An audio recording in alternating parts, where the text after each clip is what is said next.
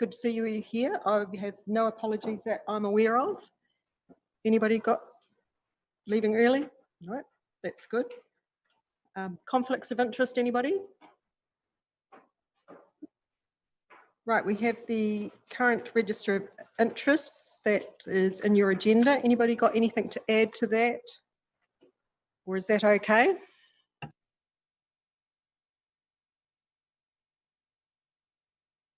I will move that we receive that register of interest. Can I have a seconder, please? I'll second it. Thanks, Andrea. Any discussion around that?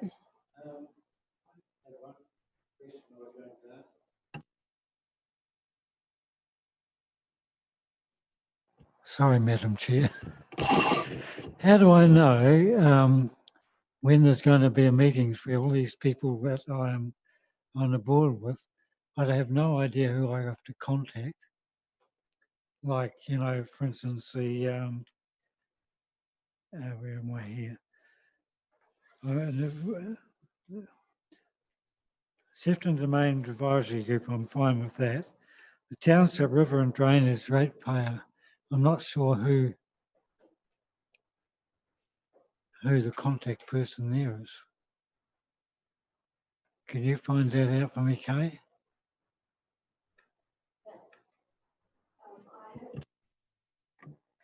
I have given your name to the contact person, so they should contact you now when the next meeting is available.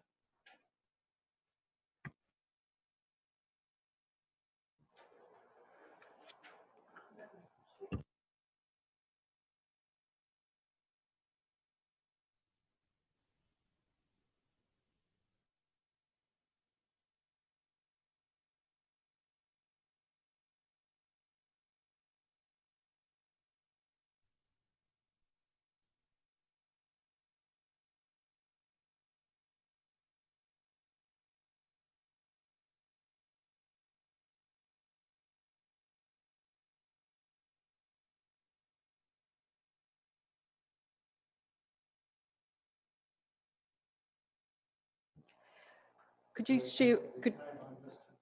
you share with John what actually happened or anything he needs to be aware of?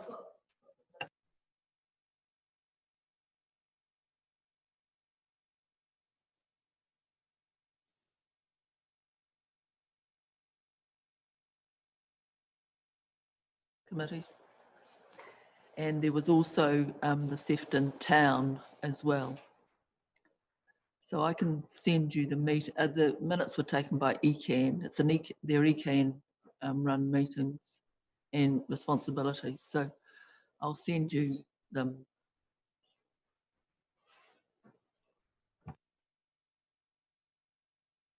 Thank you.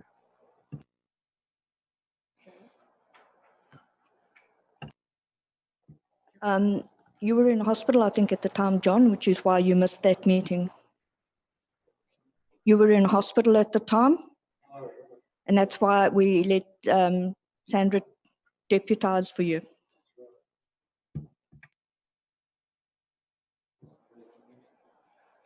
Right, any other discussion around that? Right, all those in favour say aye. Aye. Those against? Carried. Right, the confirmation of the last minutes.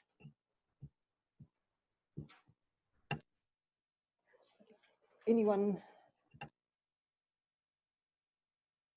I'm prepared to move those, Madam Chair.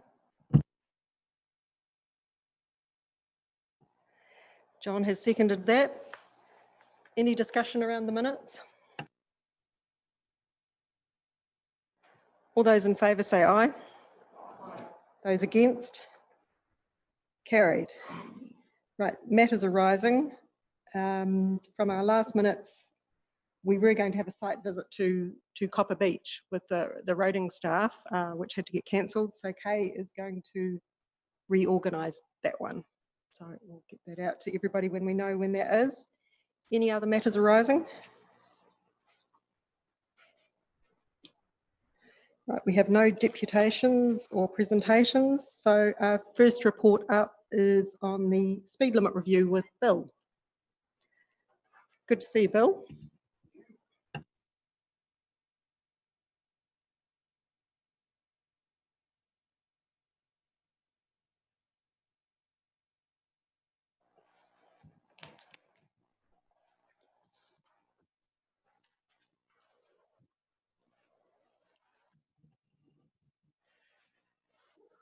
Thank you. This report is a follow-on from the consultation that was done in September regarding speed limits in what we've called the Tuahiwi area, but is really the area between Lineside Road and the Ashley River.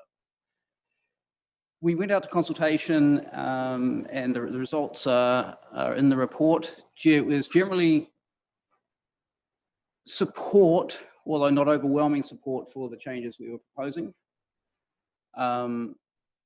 We also had some feedback from NZTA, which has resulted in some changes from the original proposal. So their concerns were around Tolls Road. They suggested that the safe and appropriate speed on Tolls Road was 60 kilometres an hour rather than the 80 that we had proposed. We went back and had some discussion with them. They feel that the curves and the narrow nature of the road make it inappropriate for an 80k speed environment. Our argument was that we didn't think that there would be very good compliance with the 60k environment on Tolls Road. And so the agreed position we've come to with the agency is that we will reduce the speed, or suggest reducing the speed limit to 80, and look at some improvements on the geometry of Tolls Road to include for consideration in the next LTP. They're also concerned about our proposals through Tuahiwi, and following discussions with iwi, we had come to or recommended reducing the speed limit through Tuahiwi village to 40 k's. Now, the agency was of the opinion that wasn't an appropriate speed for Tuahiwi and suggested leaving it at 50. The police also agreed with 50 as an appropriate speed for Tuahiwi. In conjunction with that, though, at this time, the government has put out for consultation discussion a proposal to reduce speeds around schools, typically to 40 k's anyway. And so we've left it at 50 k's through Tuahiwi, and we will look at some further work that we can do through the village to reduce speeds around the school. That may be that we look at some variable speed limits in the interim. The agency has indicated that we can't change it to 40 yet because the government hasn't actually made that decision. So we can't change it to 40 as a permanent speed limit yet because the government hasn't made that decision, and they can only work under the current rules. So we're suggesting leave it at 50, and we will look at some alternatives or some options to reduce it near the school. And as I said, that will potentially either be a 40k temporary speed limit at school start and finish times, or depending on how quickly the government moves to change the rules, we may look at a permanent full-time 40. The other area that the agency expressed some concern around was unsealed roads, and we had consulted on reducing the speed limit on all the unsealed roads in that area from 100 to 80. The agency has come back and said that 60 is the safe and appropriate speed for unsealed roads, and that is what they're pushing towards for unsealed roads throughout the country. The operating speed on all of those unsealed roads is around the 60 to 65. And so we have agreed to, or staff have agreed with the agency to propose reducing all the unsealed roads in the area to 60. And it would be fair to say that as we look at the remainder of unsealed roads in the district, we're likely to also go down to 60. And one of the changes that the government is proposing for setting speed limits will be a regional speed management process, which is also likely to result in all unsealed roads coming down to 60. So those were the changes that were made from what we consulted on. There are also some questions about Pegasus Boulevard, and certainly the consultation responses to the change we were proposing in Pegasus Boulevard from 70 to 60 was about 45% in favour, which was not quite a majority, but there are 2 or 3 other options. So it was the most popular choice for that section. Now, the agency is also looking at the state highway north of Woodend and through the Pegasus roundabout and through to Waikuku Village. They have had some internal discussions about where they end up on that, and that is at this stage quite unclear. Certainly, they're looking at reducing the speed limit on the highway, but what it reduces to is not yet certain. So happy to take questions.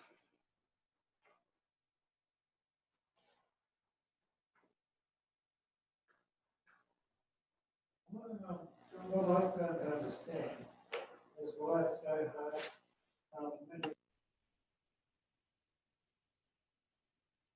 Pushing, oh, there. It has been. I can't understand why you can't, going past a school in Tuahiwi, that it can't be dropped down to 40. I mean, to most schools on the state highway, drop down to 40. Just seems very much safety, you know. And I'm sure even if the NZTA don't recommend it, I don't see why the local council can't sort of put their aura in and say, if for safety reasons, it should be 40 across in front of the marae and the school. Thank you.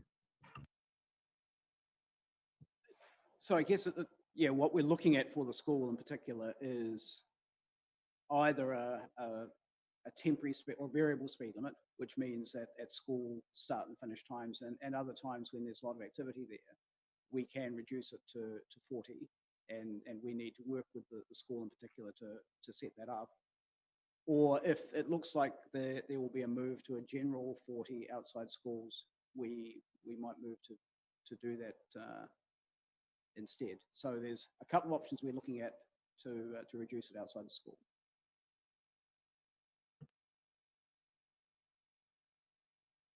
Thank you, Madam Chair. First question to you, thank you, is for Tuahiwi.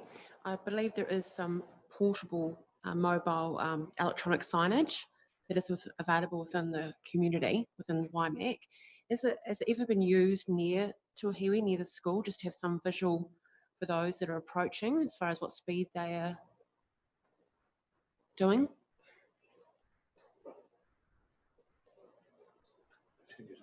Oh.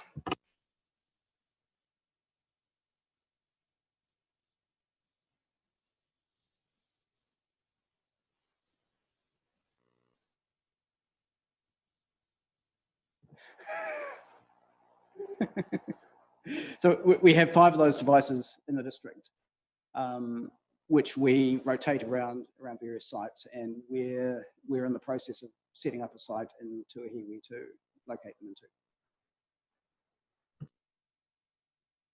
Thank you. And question number 2 is in regards to Pegasus Woodend, talking about State Highway 1, just for accountability, and it's not you that I'm questioning here, but do we have a time frame? No.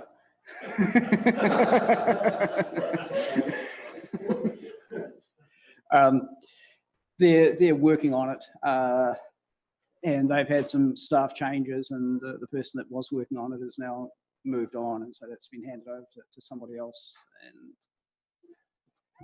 it's the same old story. Sorry, Bill, but thank you. I did get my violin out there. Thank you. Well, in the NZTA memo that came back to it, talks about the SAAS. What does that stand for? So it's safe and appropriate speed.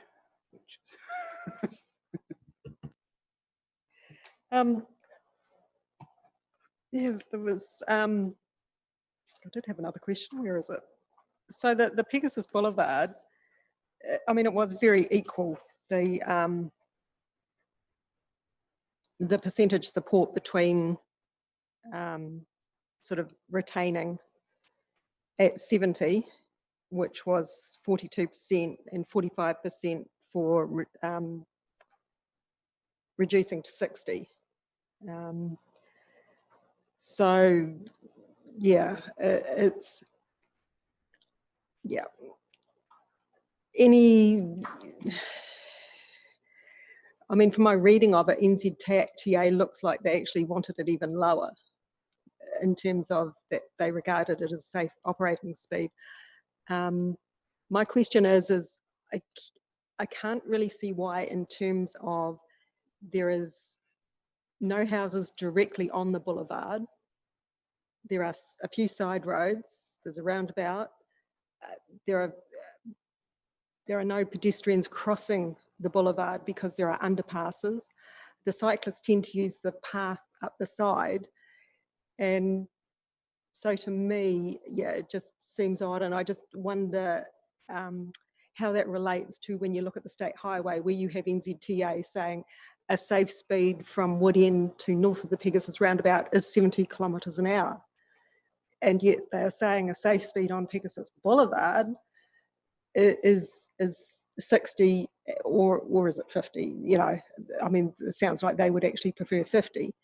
But yeah.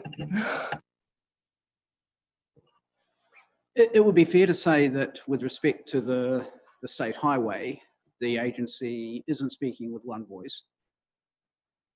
So there are some differences of opinion within the agency about what the appropriate speed is on the highway.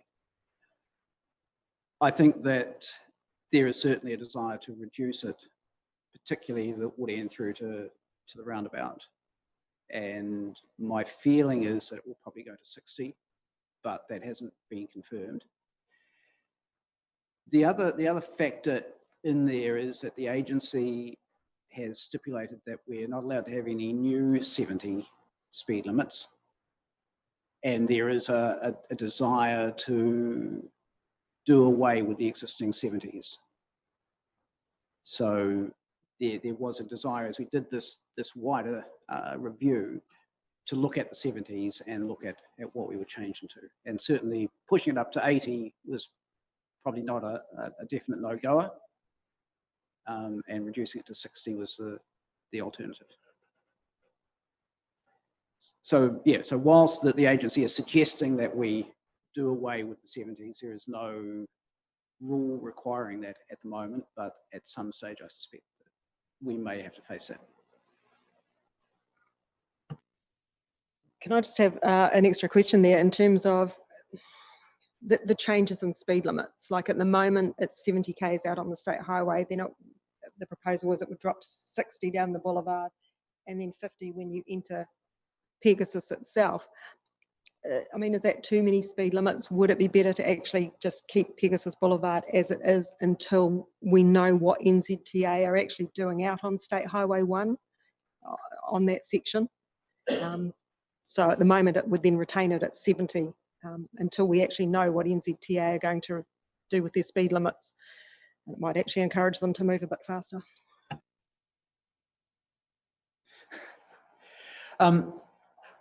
I think that there is a good argument for taking that stand as well. And I think that it does make some sense.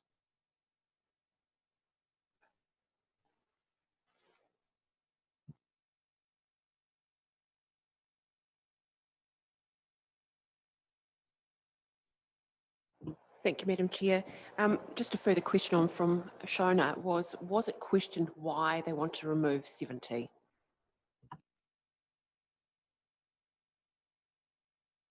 I think that my interpretation, rather than anything I've actually heard from them, is that they were looking to rationalise speed limits generally.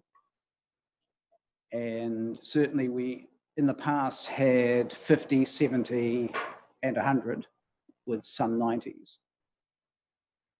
They have wanted in the urban areas to reduce, to have some 40s and 50s and 60s, and there was a feeling that if we had 40s, 50s, 60s, 70s, 80s, 90s, 100s, and 110s, it was just too many different speed limits. So there was a desire to remove the 70s and the 90s to sort of try and provide a degree of consistency, I guess, across the country, and a degree of consistency within an area with different speed limits. So I think that's my interpretation of where they're coming from, but certainly not necessarily any official word from them. Thank you. So I'm probably following on from Andrea, but why can't we ask them for a time frame for when they're going to change on State Highway 1? Because I think that we should. We've waited for so long for it, but I think using staff changes to me is no excuse at all. Thank you. We can certainly ask for that. That doesn't necessarily give us a guarantee that we'll get a satisfactory answer, but we can ask.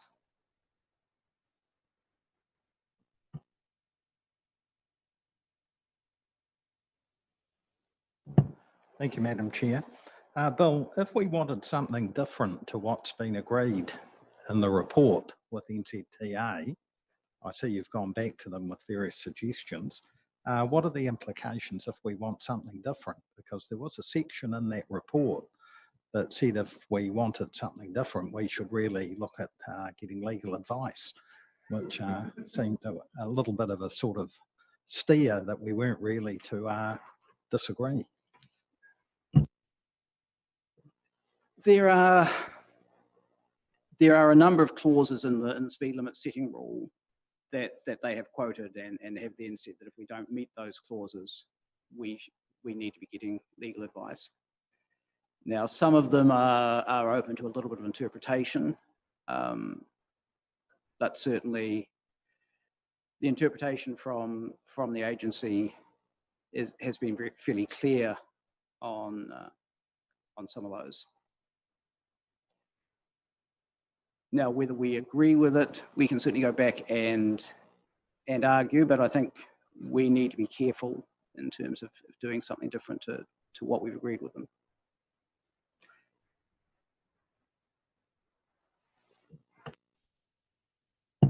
One at a time. I don't have a strong view on Pegasus Boulevard. I'm aware that NZTA are not keen on 70 speed limits. If the board itself wanted to leave it at 70 until the main North Road speed limit was finalised, would that be an issue? I think because of the uncertainty about the main North Road limit, I think we could make a reasonable argument that is a good course of action.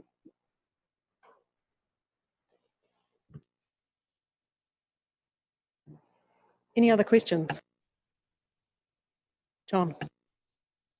I'd just like to make a statement. Could people talk into the microphone rather than being way back here? Because I can hardly hear some of this conversation. Thank you. Right, any other questions? Mark. So can any other roads be added, or is this it?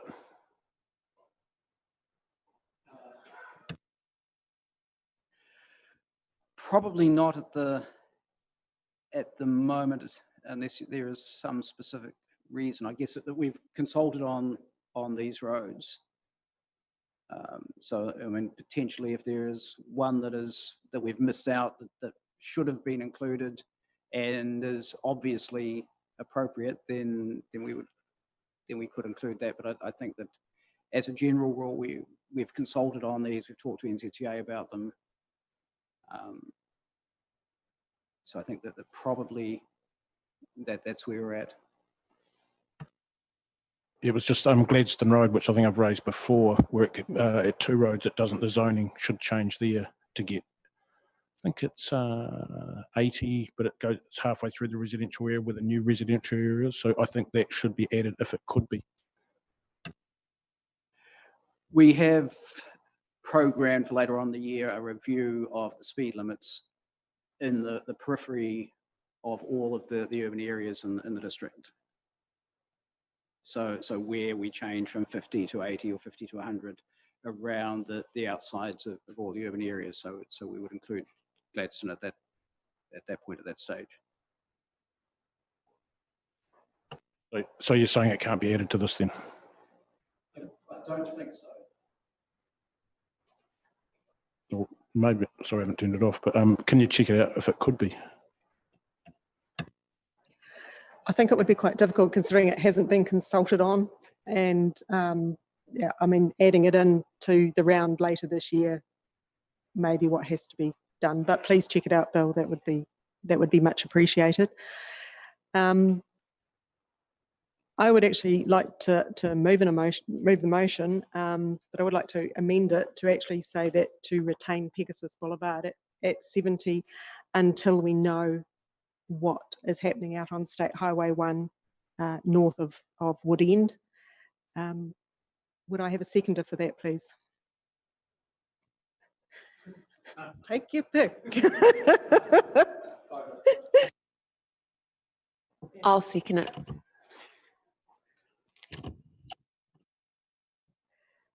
To speak to that, I think, you know, the gravel roads, the unsealed roads around our area, you know, I think for the most part 60 k's is a fair speed for those roads.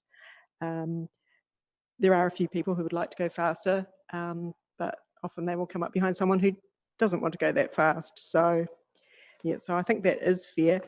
My reasoning behind the Pegasus Boulevard is I'm not saying that it should stay at 70 forever, but I think those speed limit changes need to be managed as much as possible.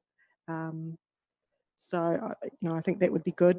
I found it slightly ironic in the email from NZTA that they said that they expected all road controlling authorities to move as quickly as possible, and that was a requirement of the current government policy statement, when NZTA have been quite tardy in their own efforts. When we were promised speed reductions would be in place by Christmas.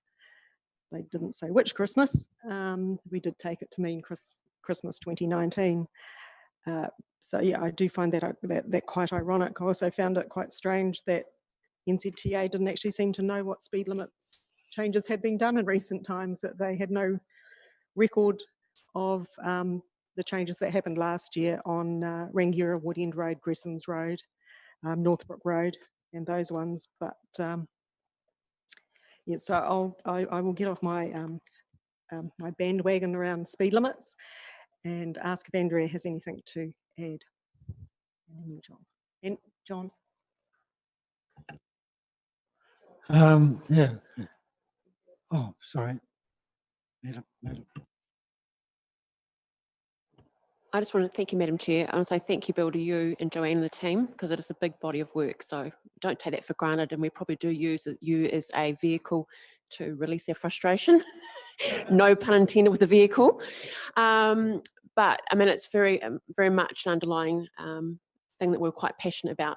It's about the road safety. And you can see that from the questions we're asking you about that there. So I do thank you, but it won't go away. We still will be the squeaky wheel to see something happen. We won't go away. So thank you for being our advocate.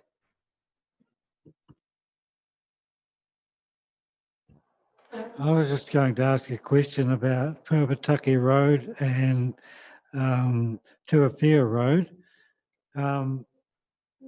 They, to me, are very narrow roads. And 80 is quite fast going down there. With a car coming the opposite direction, there's very little leeway going past. I wonder whether they shouldn't be at a lower speed limit. I know that I can tell you some of the people down there, they get a bit scared of coming out their driveways. They've told me that. Okay, thank you.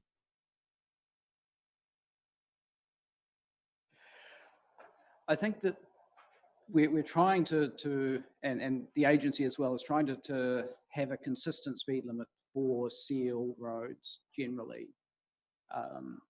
So I think that they have an approach of going for 100 for very high quality and then 80 for lesser quality sealed roads in rural areas. And so I think that it would be a struggle to get anything other than 80 unless there was a significant crash history there.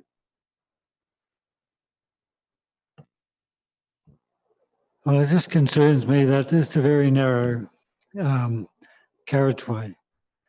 So you get two vehicles going 80k and coming up, there's very little leeway because it's very narrow. The carriageway is quite narrow.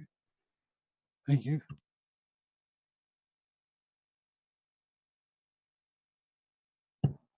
I'll move it closer to me, John. I think we're all road engineers when it comes to discussing road safety and speed limits, which doesn't make the professional's job any easier. I think the NZTA report was actually one of the better ones I've read. I didn't actually disagree with hardly anything that was in it. At the end of the day, safety is paramount. This report, I think, is a good one, which I'm happy to support, with the minor tweak to Pegasus Boulevard, which I wondered about when I read the report, and I don't really have a firm view, but it would be good to have the same speed limit as you suggest, linking up with the main North State Highway 1. So I'm more than happy to support the proposal. I'm not sure how this is going to be implemented because I assume this report is going to all the other boards, and it'll be interesting to see how Bill manages to bring that all together. So good luck, but I am supportive of your motion, Madam Chair. Anything else from anybody else? Yeah, I would actually also like to say thank you, Bill, for the report. It is a very good report, and please don't take it personally because, and as Andrea says, we do take the safety seriously, and we have been on this journey for some time now. But yeah, we certainly do value what the roading team actually does, and the fact that you are slightly meat in the sandwich, as it were, at times. So yes, please do not take it personally, but yes, very good. Thorough consultation as usual, Bill, so thank you. So I would like to put that motion. All those in favour say aye. Those against? Carried. And say thank you very much, Bill, for the report, and yes, good luck going to the other community boards and trying to meld it into one thing. Thanks, Bill.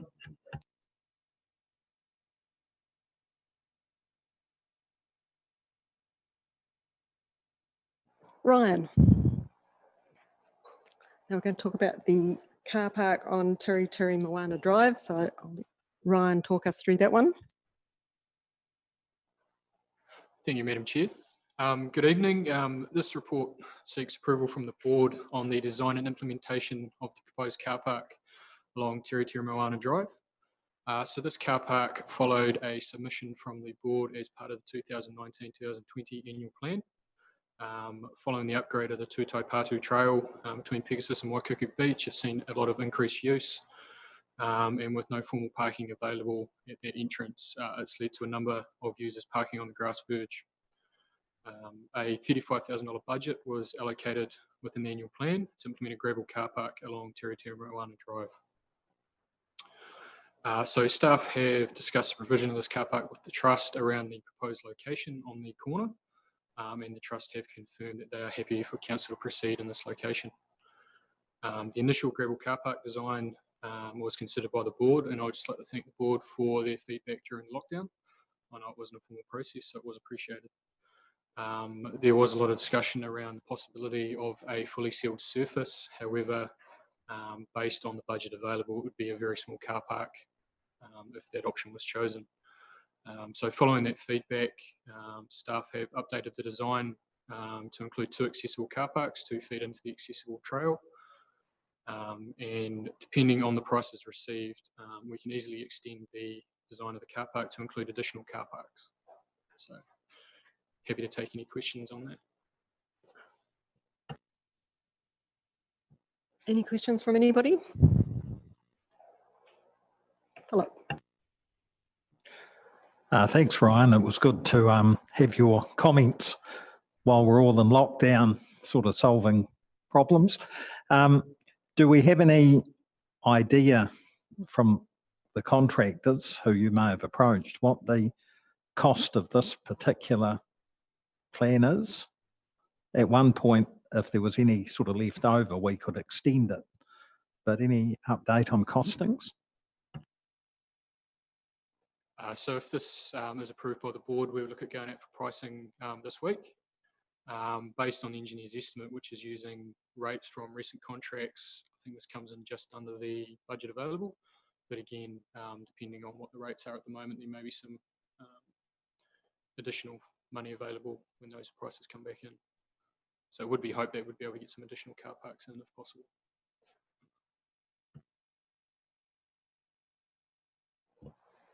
To confirm, Ryan, I saw there's 4 different businesses that you were going to approach for prices. Is it gone out to tender, or you've actually just approached 4 local businesses? And also like to acknowledge we did request if you could try and use local if you could, so thank you for that. But has it been a tender, or you've just gone directly to those companies? So it's not a formal tender process. Based on the procurement policy, formal tender would be over 100,000. But we've approached it's actually 5 companies for local businesses to get those prices. Thank you.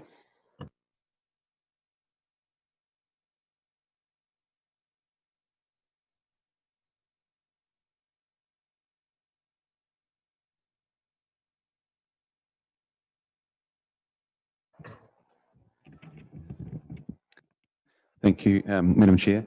The other, and for your good work here, Ryan, if there was 2 questions, which is one, is there a review in terms of the number of car parks that's likely to be required?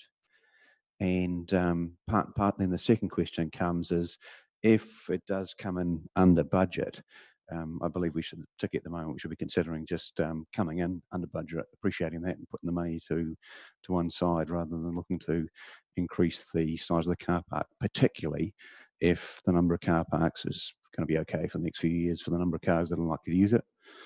Cheers. So we haven't done a formal study or anything of the number of cars using that area. The design of the car park was identified, was designed to take advantage of that budget available.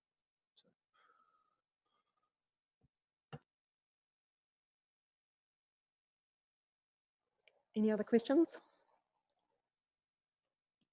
Yeah, would somebody like to put a motion for me?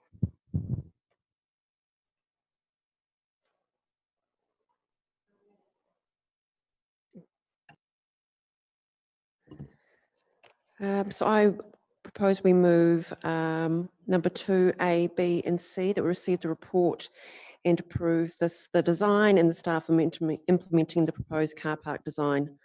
Thank you.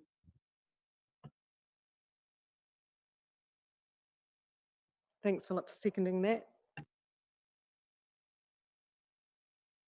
Just acknowledging what Philip said through lockdown. It was informal, yes, with Zoom, but it was very productive. And thank you for answering our questions and that. And I think it's a fantastic result. So thank you for your hard work. Thank you, Madam Chair. I think it is a good outcome. It was sort of a win-win all round for the disabled parking and getting a reasonable number of car parks. But unlike Board Member Thompson, I would like to see the budget used on car parks. And if we can squeak an extra couple of gravel car parks in, I think now is the time to do it. So I'm very pleased to second your motion. Board Member Allen. Yes, I'd just like to say, yeah, I'm in support of if there could be more car parks, that would be fine. My understanding is that in the future, if we do need more car parking there, then that can be looked at that time if the budget allows, because hopefully, you know, in the future it will become a very in-demand car park, and you know, the area along there is has the natives grow that the trust is planting and things like that. It should be quite an exciting place. So from a safety point of view, again, we're looking at safety tonight. Seems to be the course of the evening, is that having this off-road car park will make it so much safer for people. I've seen people parking over the current walking path. They reverse out into the traffic. You know, it has just been a bit diabolical. So, you know, I look forward to seeing this car park done. Anybody got anything else I'd like to add? I've looked at it. The budget actually did allow, or sometime in the future, it's going to be very easy to add to this car park. So I think if it's required, and you can build this car park as it's designed at the moment, it's very easy to tag on another section sometime in the future. So yeah, for the sake of making sure you get the car parks, I would say go for what's there. Thank you. Anything else from anybody? Andrew. Just not quite sure procedurally, but two comments, which is one is based on my personal observations. That's I totally agree in terms of it's great to see the car park. I mean, it's much improved over what's there from a number of perspectives. Probably encourage more use, and certainly from a safety and other perspectives. And it's the car parks. Personal observation would be there's plenty there, given the number of people that tend to park there. So I would like to amend the recommendation to include a specific requirement that if the tender for the car parks as scoped comes in under budget, we run with the scope of the work as required. And I just don't quite know how procedurally to include that, but I'd like to, I think it is moving a motion to do that.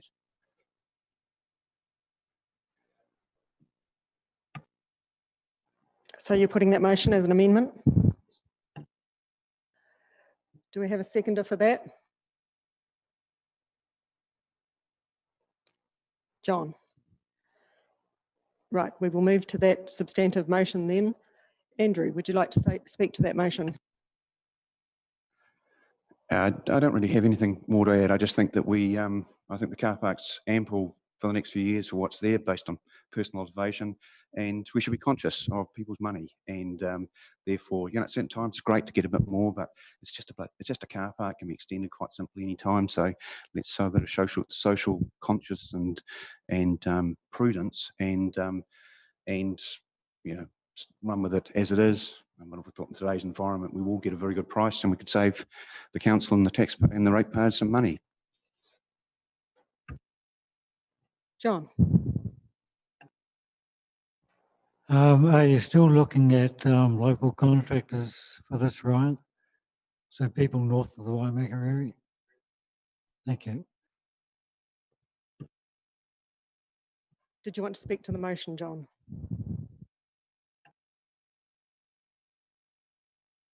Anybody else like to speak to that motion?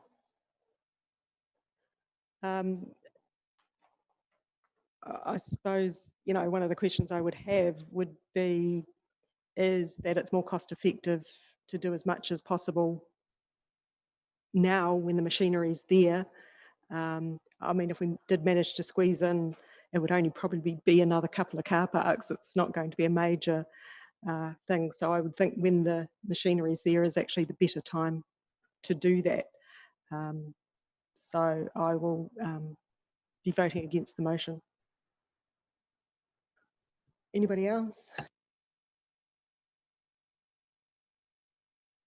Right, I will put the motion that the car park, the design goes ahead, and that it is limited to the number of car parks in the proposal. So all those in favour say aye. Those against? No. That motion is lost. Does anybody want their vote against recorded?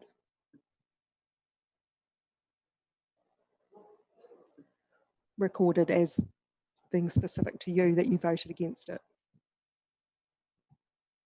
And I'll have my vote recorded too. I think it's Courtney. So having lost that motion, we move back to the original motion, which was the one that Andrea put. I think it was you, Andrea, was it? To move to A, B and C, Madam Chair. Right, we had a seconder for that. Any further discussion around that one? Right, I'll put that to the vote then. All those in favour of the motion as it's stated in the agenda, say aye. Those against? Carried. I'd like to say thank you very much, Ryan, for that report. It was a pleasure working with you via Zoom. It's actually good to meet you rather than doing it online. So thank you very much for the work that you did. No, it was more difficult during lockdown. So we certainly do appreciate the work that's been done and that you've been able to keep the project actually moving along. So thank you very much for that.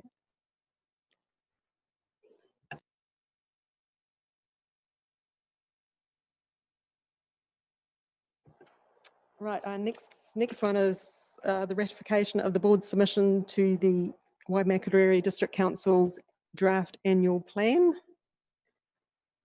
which feels like a long time ago. I do say so.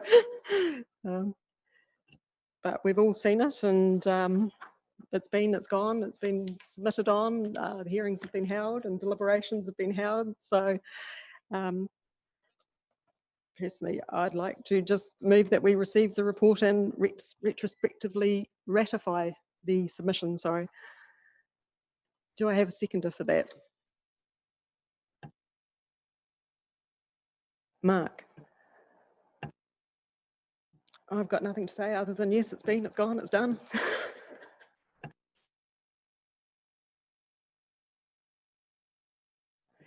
Anything anybody else would like to add? Right, I'll put that motion to the vote. All those in favour say aye. Those against? And that one is carried.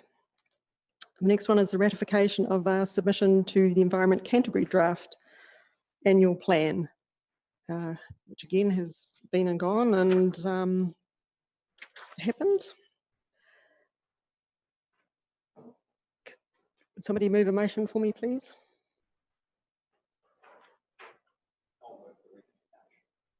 Thank you, Philip.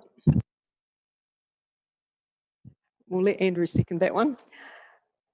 Philip. No, just to add, Madam Chair, I thought you prepared a very comprehensive and very good submission. It'll be interesting to see what happens. I think things will change, but to what degree I haven't caught up with yet. So I think it was a very good submission. It was done sort of during lockdown, down from memory. So this lockdown actually has a lot going for it, really, the car park and submissions. So more than happy to support the recommendation. Yeah, I just concur. I don't think I've really got anything additional to add, but a good submission, nice mix of some facts in there, some chunky sort of facts, and well presented. So I'm very pleased to second that recommendation. Any other discussion? Right, I'll put that motion. All those in favour say aye. Those against? It's carried. Right, the next one up is correspondence. And again, this seems so long ago.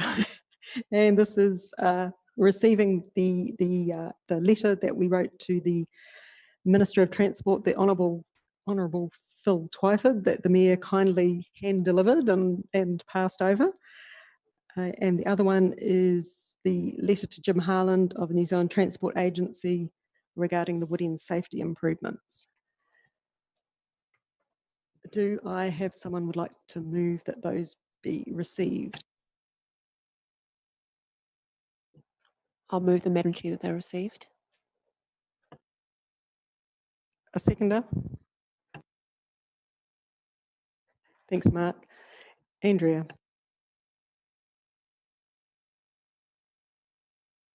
Nothing to say, Madam Chair. Thank you.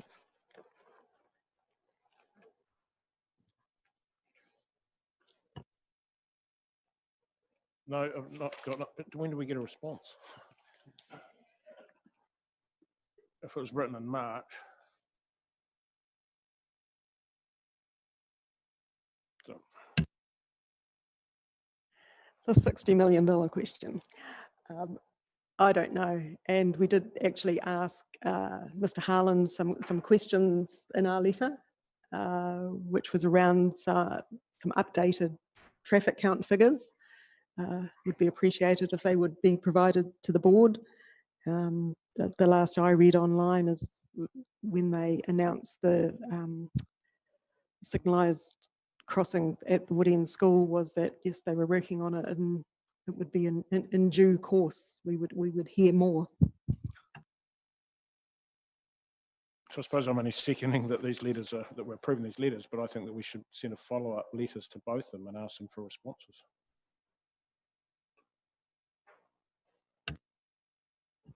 Thank you. Look, I just wanted to briefly note and compliment both Mr. Mayor and the board for your advocacy. I frankly don't think there's anything more that you can do, both in relation to the safety improvements issue and in relation to acceleration of the Woodend bypass.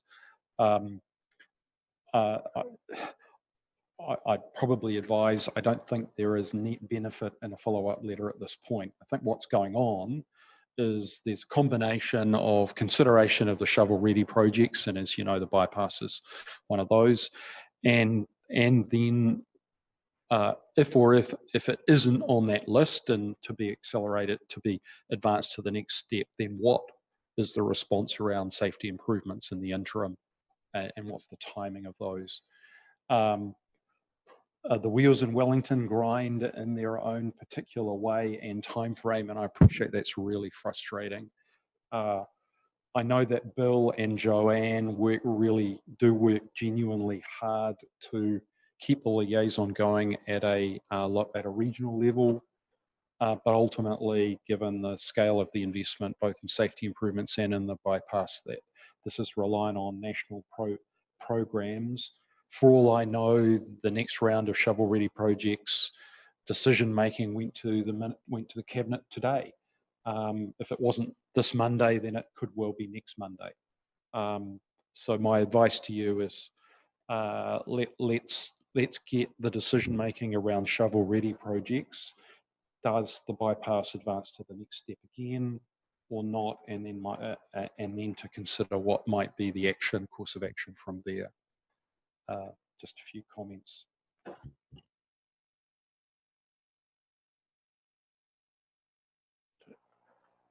I mean, I disagree that we don't ask again, especially to Jim Harland. I mean, we've had asked, what date was it? The 8th of March. And I'm talking about the safety improvements. I'm not talking about the bypass. We know the bypass will be some time off, but we're asking for a sign to be shifted 150 metres. So I think we should ask again. And I think we should be doing it from, it's not only this avenue, every avenue that we possibly can. Thank you. I agree. And I'm in support too. I don't think we should be quietening down. I think we should be revving it up.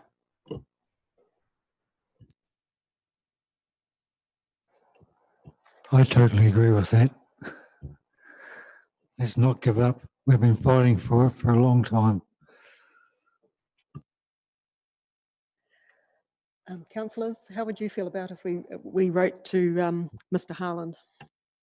Well, Madam Chair, I was just going to ask, I'm not sure of meeting procedure, if we could ask the Mayor if he has had any feedback from this correspondence, perhaps before we take the matter further.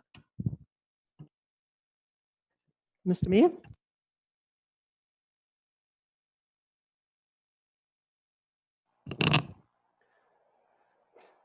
Thank you, Madam Chair and members of the board. Just to say that, yes, I did have a response back from the Minister, which was similar to what we've had in the past.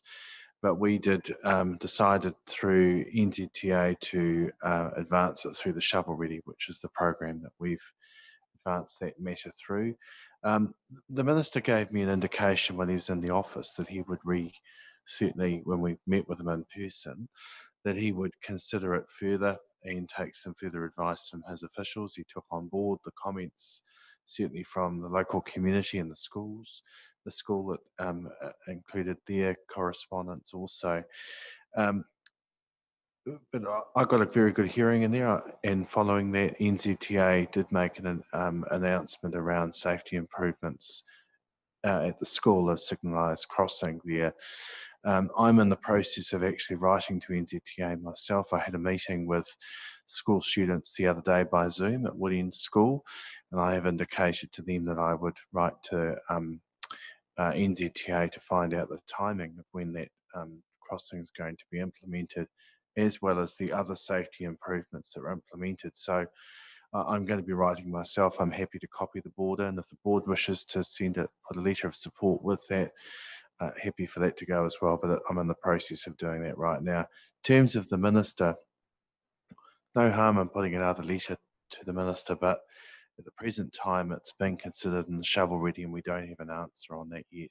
And perhaps I think Mr. Markham's advice is sound, that we should just wait to hear where it gets to in the Shovel Ready process first. Then we can make a decision as to how or further ways of advancing that. But in terms of the safety improvements, I think we should keep the pressure on that, because the NZTA have made commitments in that area, and I'd like to know myself when they're going to implement those and the timing. So I'm happy to send you a copy of the letter I'm going to put out this week. Yeah, thanks for that, Mr. Mayor. I think, in general, we were talking about the safety improvements and that you're happy to leave the Woodend bypass to the side at the moment as it is in that pile with the shovel-ready projects. But I think the safety improvements are one that we probably would like to follow up. Councillor Stewart, anything you'd like to add, or?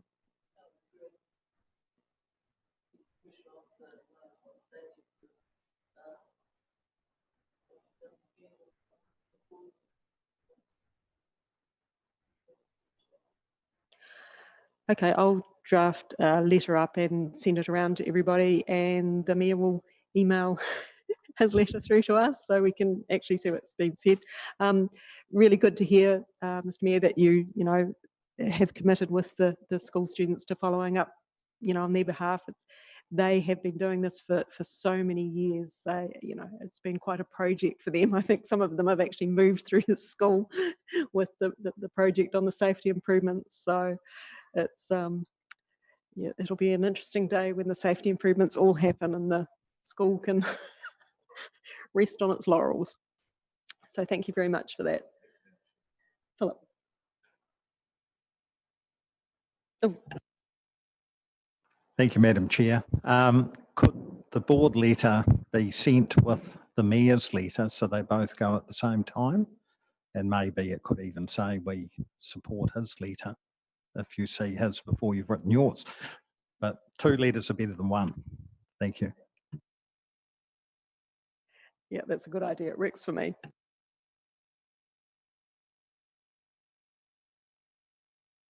So I think we should move a motion that we will receive the correspondence.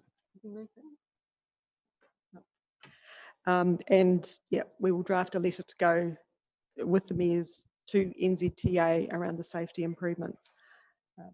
So I will move that. Do I have a seconder for that? John, thank you. I've got nothing further to add than what I've already added. So anything else anybody would like to add?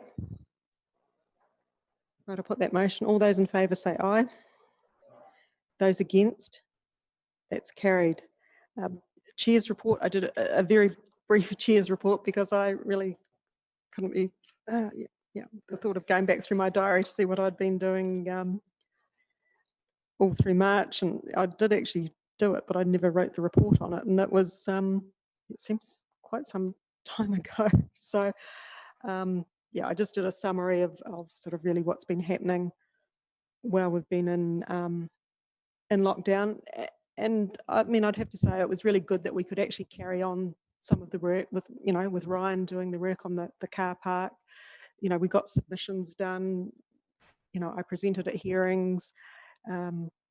We sort of, there was quite a bit of work going on. Residents were still contacting us with issues, and we were following up on those. So, things happened, and I could say it was a nice break not to have to go out to too many meetings, I would have to say, and to actually be able to wear my Ugg boots when I had a Zoom meeting. So,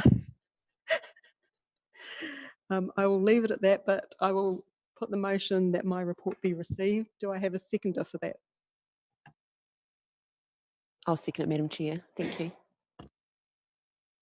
Thanks, Andrea. I have nothing further to add. Any other discussion around that? Right, I'll put the motion. All those in favour say aye. Those against? It's carried. Matters for information, just the community board meetings from back in March from the other 3 community boards. Any discussion around those? Any questions? Right, can I have somebody move that we receive those?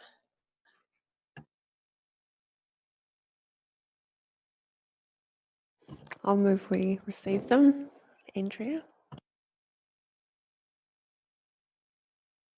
Thanks, Philip. Any discussion, anything? Right, I will put that motion. All those in favour say aye. Those against? And that one's carried. Anybody like anything they would like to add in the members' information exchange?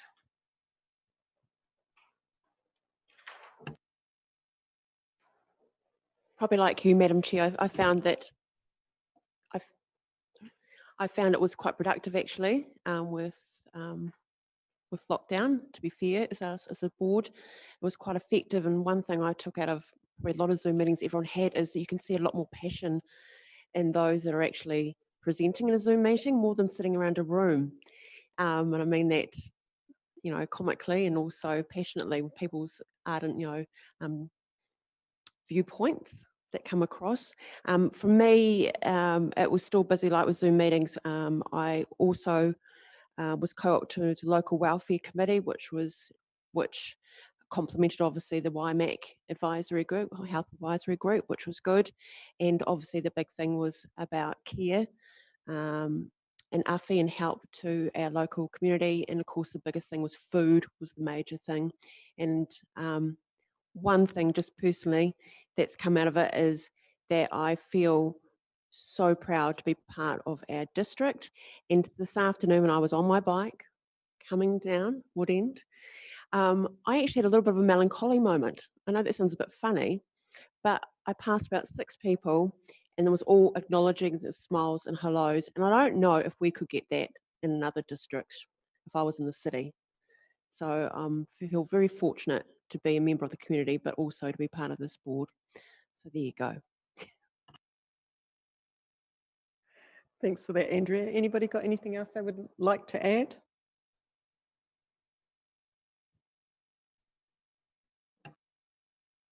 There are some nice people in the world, Andrea.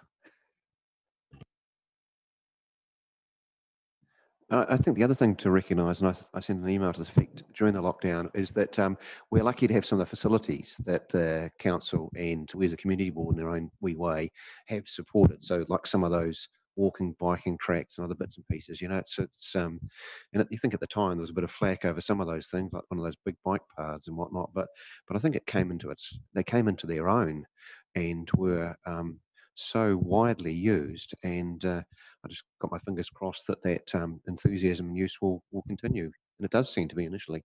Cheers. Right, anything else from anybody? Philip. Thank you, Madam Chair. I thought I'd give you just a brief update of what some councillors have been doing. We haven't been on holiday during lockdown. You will have, well, you submitted on the annual plan deliberation, so that took a couple of days, and the decisions are going to the council on the 16th of June. You may have read that the council is coming up with a recovery plan headed better than before. And I think Simon to my left has something to do with that. So thank you for that work, Simon. I attended a free Local Government New Zealand webinar, and the word was free, on how we could look after the economic effects of COVID-19 in terms of rates. And I'm pleased to say that having sat through the seminar, as a council, we'd already discussed all the options that were presented in the seminar. So we're right up with the play, I think, in that respect.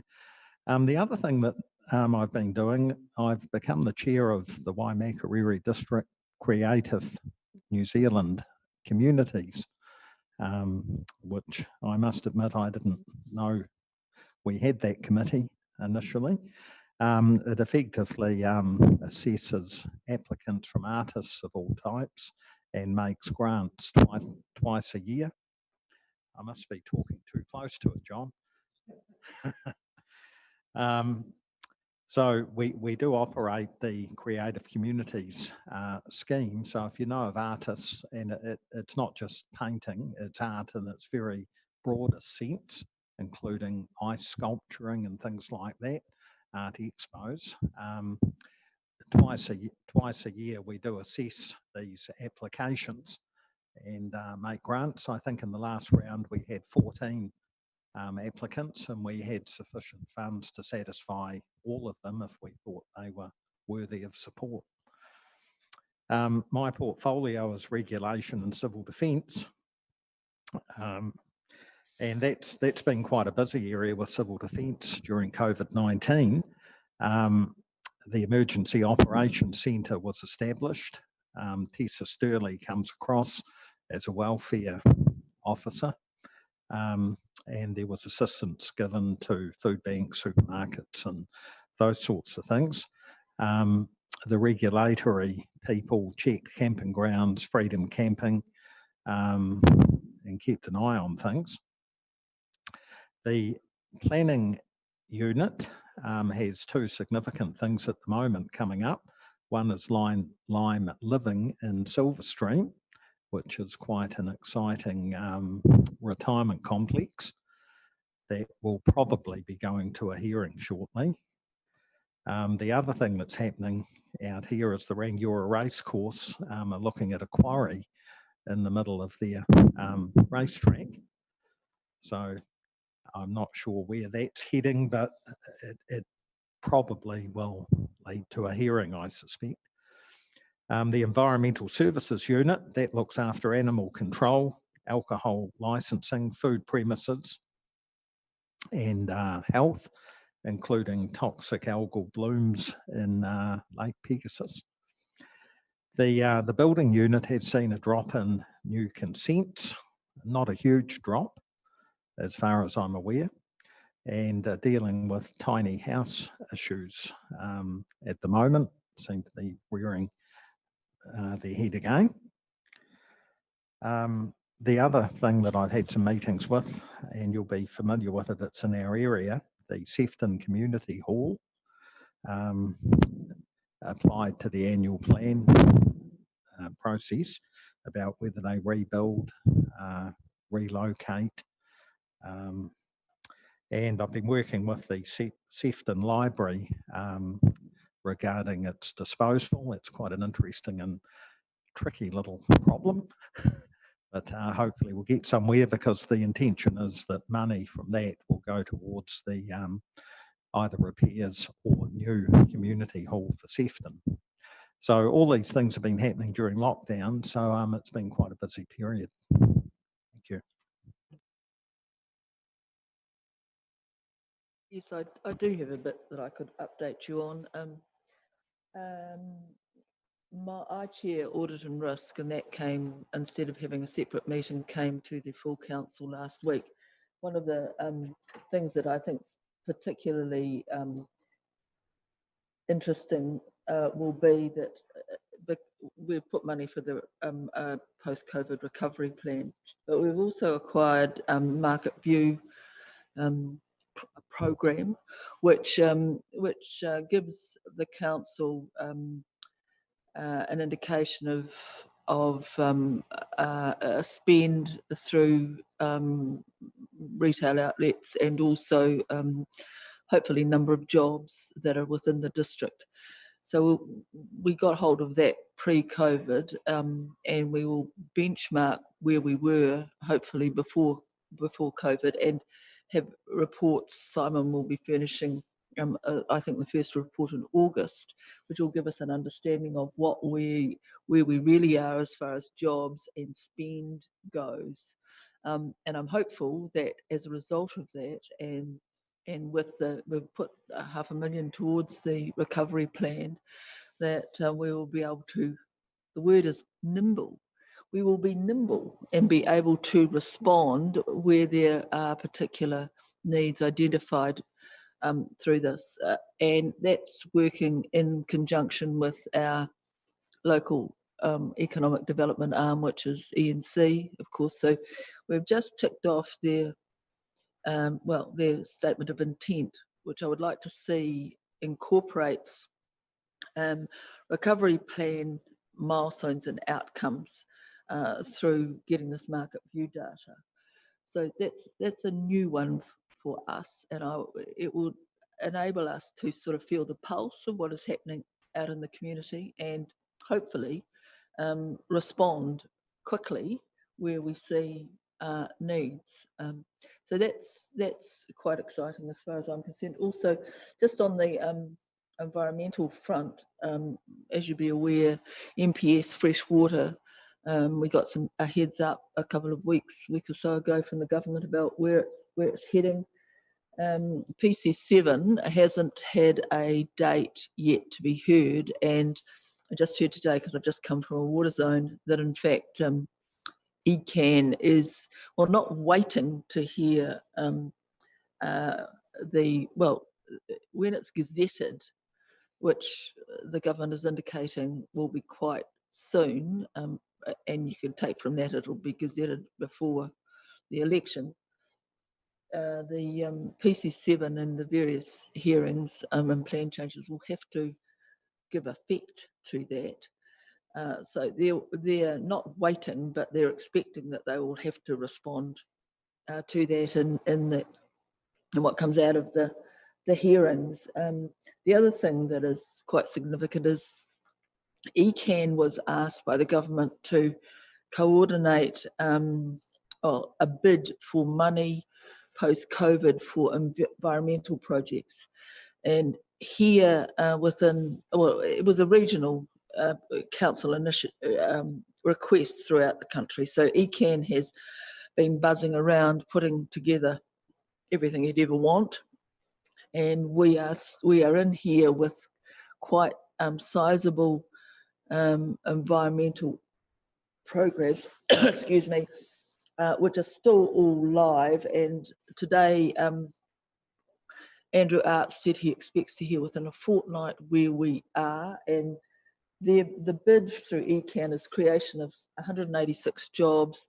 And I didn't actually note, and I can't get into my, he gave a presentation which I haven't got a copy of, and I didn't take, apart from the jobs.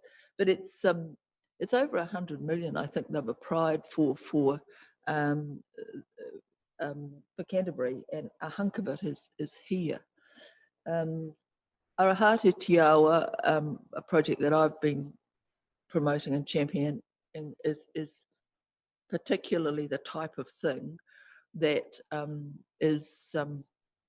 looks like favoured. And these are, essentially they're planting programs, rehabilitation programs that are, rather than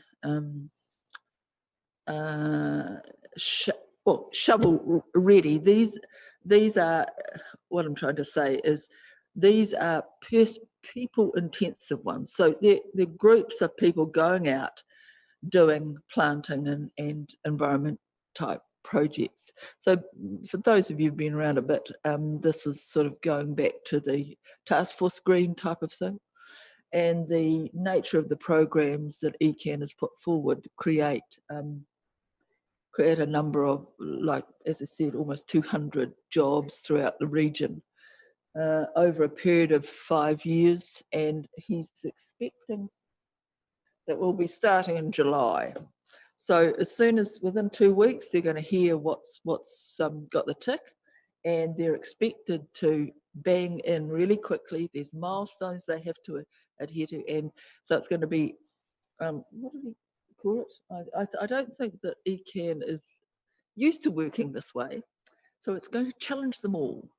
And Andrew Arps acknowledged that. So for here, particularly here, the Taranaki stream may get a bit of a boost with extra funding, and certainly there's a fund that Sophie Allen has applied to fish passage, fish enhancement stuff, and again planting around the floodgate, enhancing inanga environment.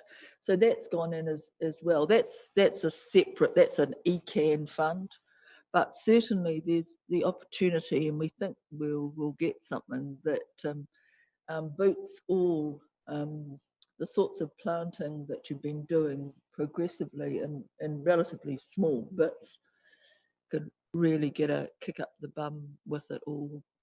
So be prepared. And all good news. Yeah. Question with that, just, I mean, are there actually the plants out there to do this planting? Again, that's going to be a bit of a challenge, because everybody in the whole country is, and the answer is probably no. Part of the program is, I think ECAN is, and even here within waimakariri, looking at growing on and creating a nursery. I think that's an ECAN rather than here, but certainly within green space, they've talked about having growing on trees, so that you'll have a nursery, a resource of trees. Yeah, so it's yes, that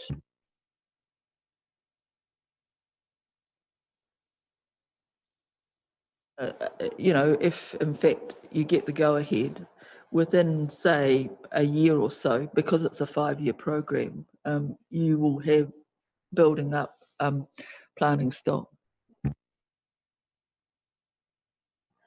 Well, thanks for that. Anybody got anything else to add?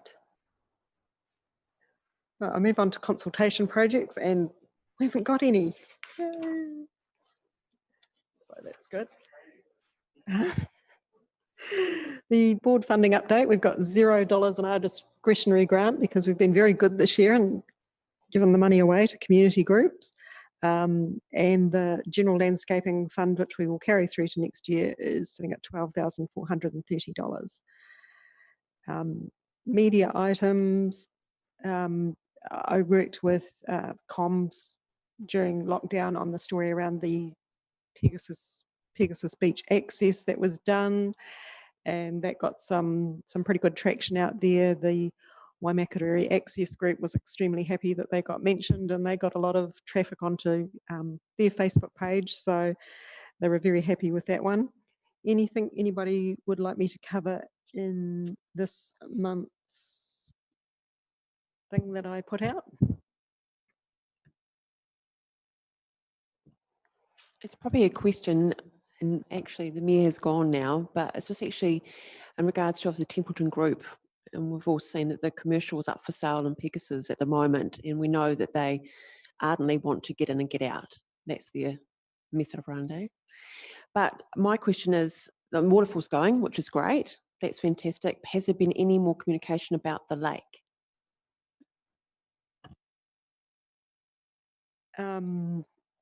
I have been in contact with the Templeton Group, and work in progress. We're still showing as a toxic algal bloom at the moment. I think we need one more clear test before that comes out of the lake.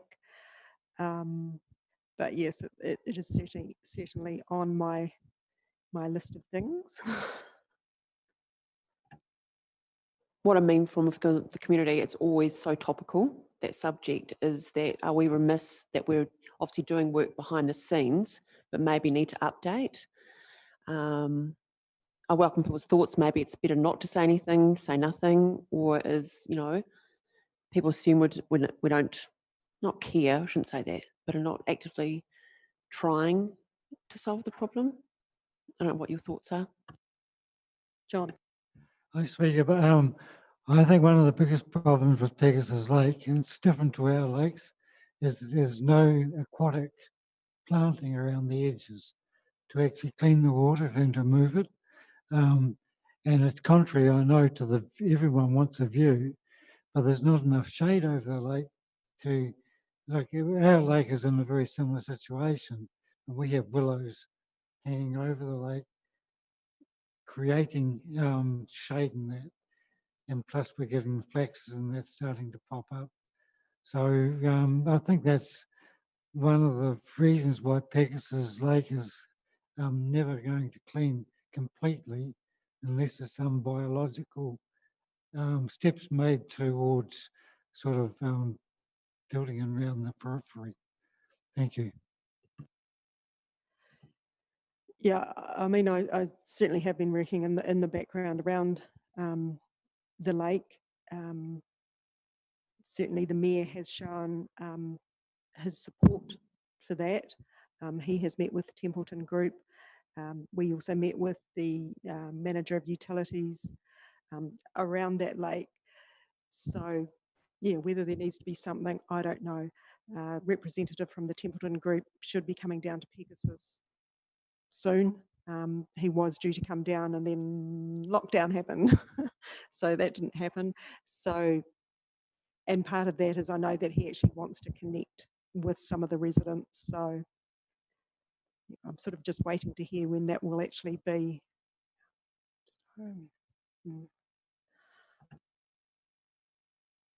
So a community meeting.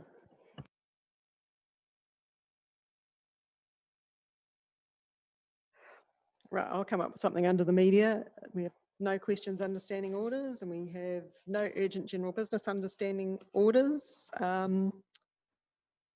So just before I declare the meeting closed, I would like to thank you all. You know, the Zoom meetings, we got better at them. And no, they were good. That was a good way of keeping in touch and a good way we did actually keep some work happening, which was really good. And now we get to look forward to level 1 at midnight tonight. So onwards and upwards, and hopefully we never go backwards. So I would like to close this meeting and thank you all.